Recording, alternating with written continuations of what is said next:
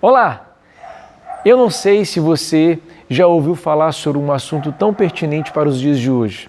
E o assunto que eu quero falar para você é como lidar com a crise ou abandono de fé dos filhos. Esse é um assunto que chama muito a atenção e é sobre isso que eu quero falar para você.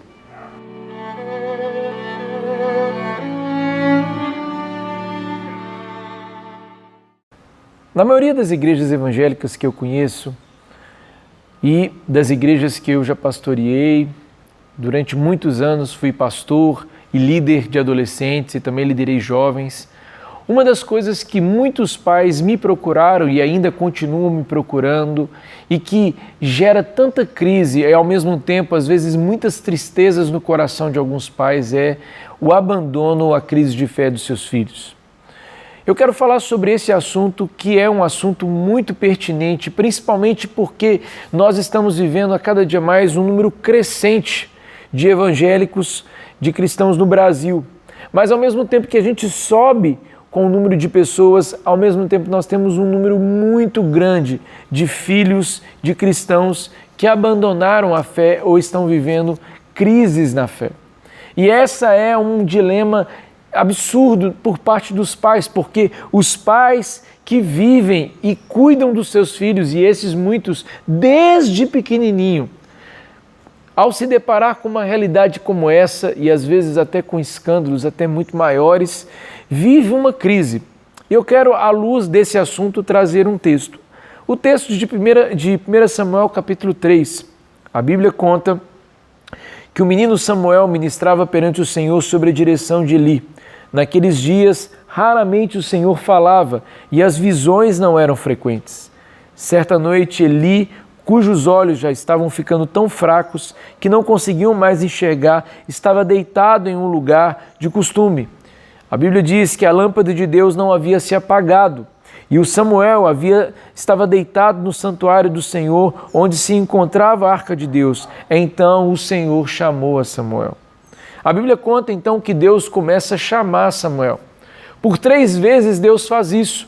Deus chama Samuel, a primeira vez ele acha que é Eli, a segunda vez ele acha que é Eli e na terceira vez ele percebe que alguma coisa estava acontecendo, Deus estava querendo falar com Samuel.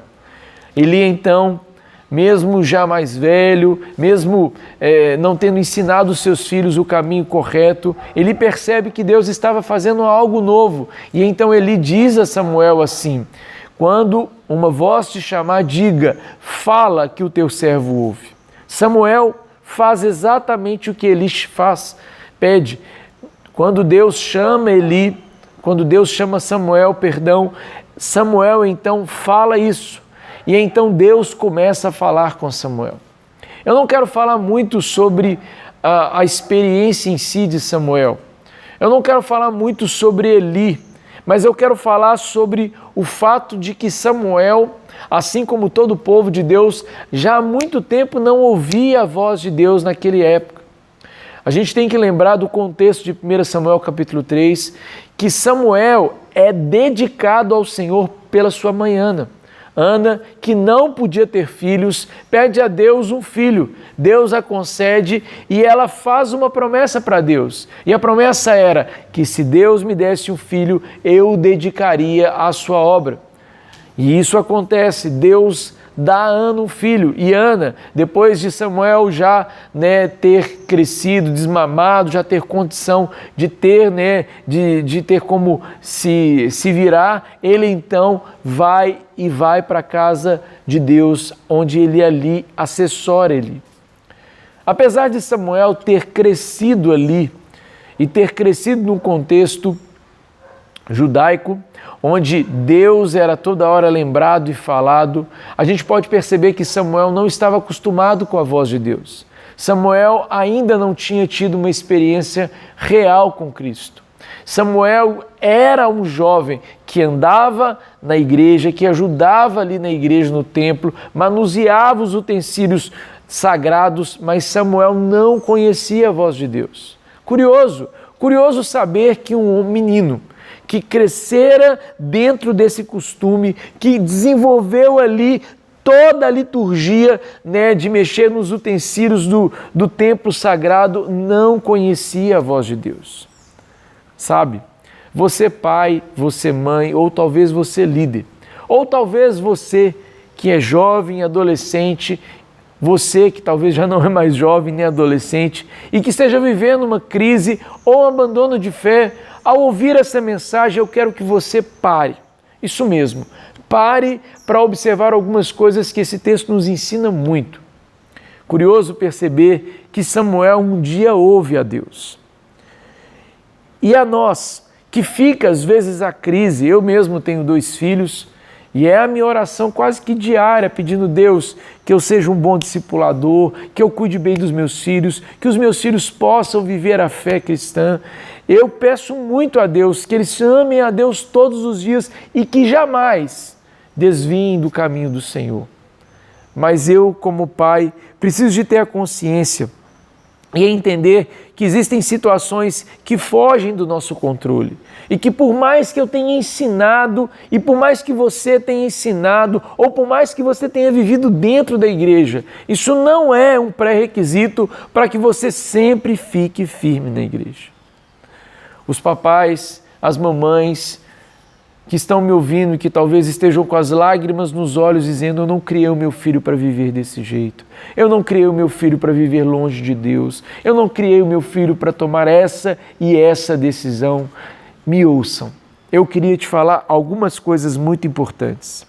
Primeiro, confie em Deus. Confie em Deus e em suas promessas para a sua família. Assim como a Bíblia diz que Deus não é homem para que minta, nem filho do homem para que se arrependa, confie nas promessas de Deus. É verdade que às vezes o nosso tempo não é o tempo de Deus. A gente sabe que as escolhas são pessoais, mas confie. Confie que Deus, a semente que foi plantada no coração dos seus filhos, Deus irá germinar no tempo certo e essa palavra nunca voltará vazia. Acredite que aquilo que você ensinou para os seus filhos, as sementes que foram plantadas, estão guardadas no coração e que um dia vai gerar sede no coração deles, de tal maneira que eles gostarão de voltar a viver as experiências e conhecerão o verdadeiro Deus que talvez já um dia conheceram ou talvez nunca conheceram. A semente é a palavra de Deus e ela nunca volta vazia. A terceira coisa, procure sempre evangelizar os seus filhos e discipulá-los com o exemplo e com a sua vida, enquanto é tempo, enquanto eles são novos. Mais velho, seja uma inspiração através da sua vida. Continue dando exemplo, não falando mais, talvez, porque eles já são mais velhos, mas continue sendo um exemplo de fé, um exemplo de inspiração, para que aos seus filhos, ao verem você, ao ver os seus pais, possa olhar e dizer: gente, como eu me inspiro na vida deles. Quarto, ore para que Deus levante pessoas que estarão ao lado dos seus filhos, ao lado dessas pessoas que você tanto ama, para que sejam um instrumento de Deus, para que elas tenham uma real experiência com Deus. A sua oração, Deus ouve. Você sabia?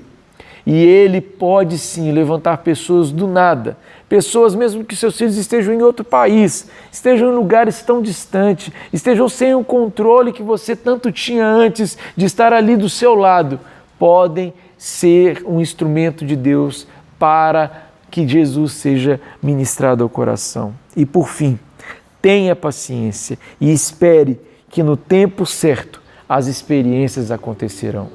Por isso, uma sexta dica é: ame. A Bíblia diz em relação ao amigo, mas diz assim: em todo tempo amo o amigo e na angústia se faz o irmão. Ame, ame sempre. Mesmo que os seus filhos estejam vivendo uma vida toda diferente do que você pensou. Ame, ame, ame eles e através do seu amor demonstre a graça de Deus sendo derramada sobre a vida deles. Essa mensagem não é só para você, pai, mas é também para você, filho, você, líder, você que um dia andou no caminho de Deus e não está. Deus plantou uma semente no seu coração e ela nunca mais sairá. A palavra de Deus diz que ela nunca volta vazia e no seu coração está inserida uma semente que o próprio Deus plantou e que um dia gerará fruto. E eu tenho certeza que essa confiança que Deus nos dá de todos os dias confiarmos e dependermos dele. Por isso, diante dessa palavra, acalme o seu coração e saiba que mesmo com as crises e mesmo com o abandono de fé, o nosso Deus continua sendo Deus.